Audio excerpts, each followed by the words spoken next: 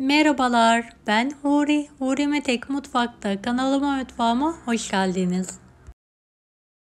Pastanelerde yediğimiz o muhteşem kekin tarifini vermek istiyorum. İçinde süt, yoğurt ve sıvı yağ yok.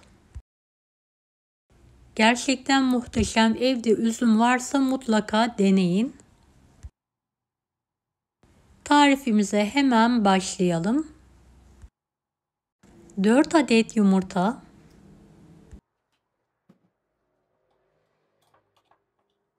1 fiske tuz. Karıştırmaya başlayalım. 1 su bardağı toz şeker,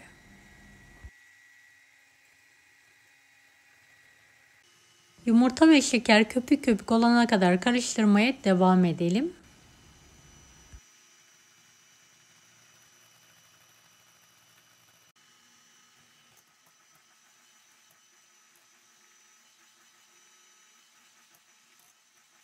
Evet, yumurtanın rengi açıldı. Gördüğünüz gibi bu aşamadan sonra mikseri bırakalım.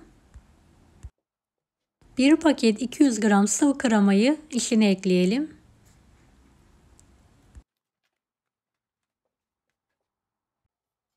Yavaşça karıştıralım.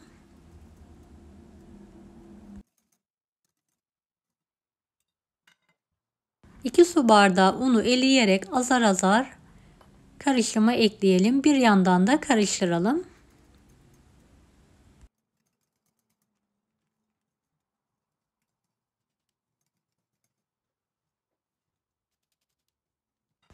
Videomu izlerken buraya kadar geldiyseniz yorum kısmına herhangi bir emoji bırakırsanız bana destek olmak için sevinirim.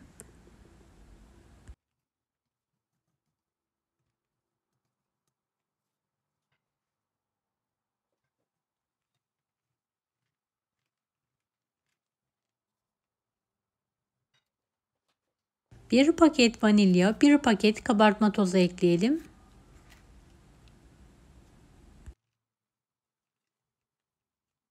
Karışım homojen olana kadar karıştırma işlemine devam edelim.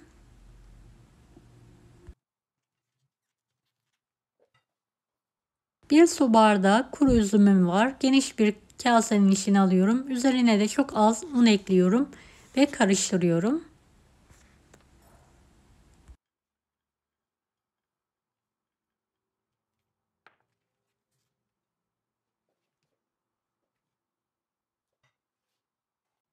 Evet, karışımımızın içine şöyle 1-2 avuç iri kırım ceviz kırarak ekliyorum. Dilerseniz fındık, badem ekleyebilirsiniz. Evet, üzümü de yavaşça ekleyerek karıştıralım.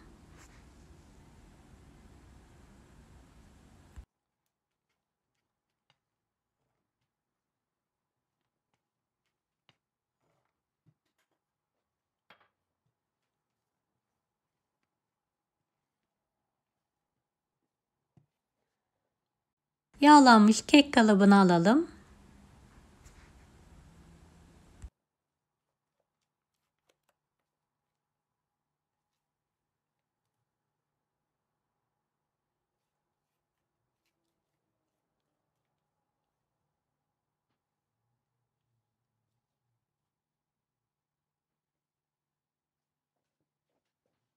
Evet, kekimiz pişmeye hazır. Önceden ısınmış 170 dereceli fanlı fırında pişirmeye bırakalım.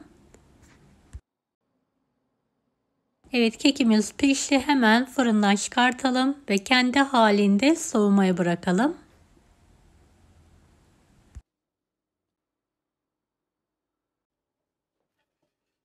Soğuk keki servis tabağına alalım.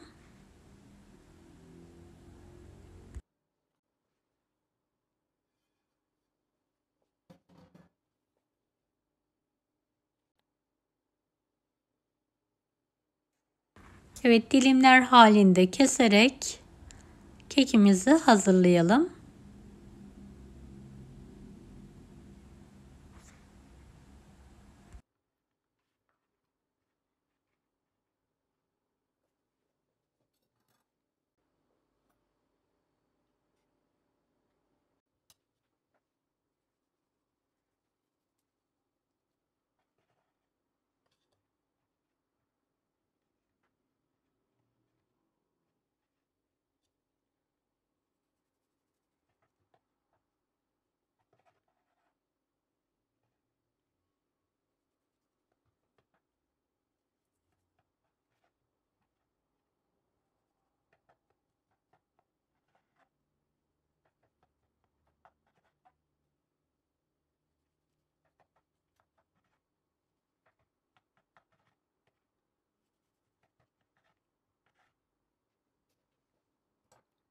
Dilimlediğim keki servis için hazırlıyorum.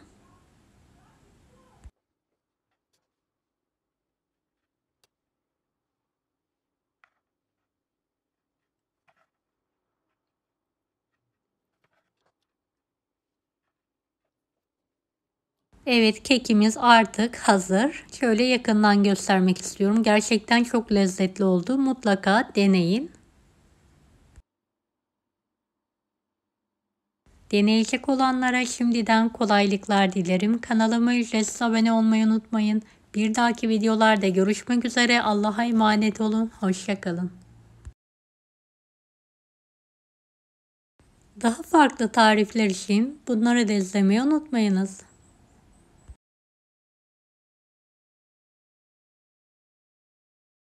Kolay gelsin herkese.